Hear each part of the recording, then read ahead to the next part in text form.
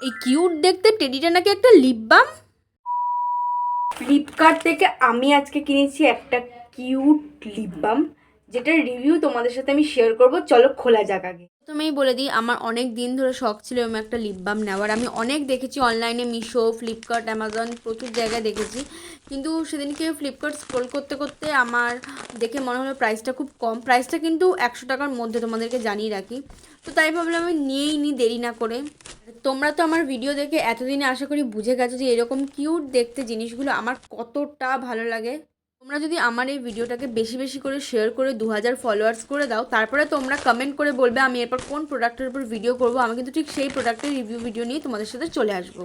এবার বলি, এখানে একটা কথা আছে। কথাটা হলো, আমি যে লিপ বামটা দেখেছিলাম, মানে অ্যাকচুয়ালি আমি যখন অনলাইনে দেখেছিলাম তখন ওটা একটা হানি মানে মৌমাছি শেপের ছিল আর কি।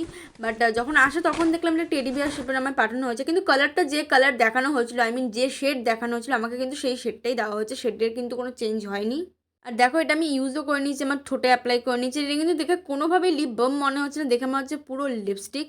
তোমরা কিন্তু সেটা চিক টিন্ট হিসেবে ইউজ করতে পারো। তো লিঙ্কের জন্য কমেন্ট করো লিঙ্ক বলে, তোমাদের ডিএমের লিঙ্ক কিন্তু চলে যাবে।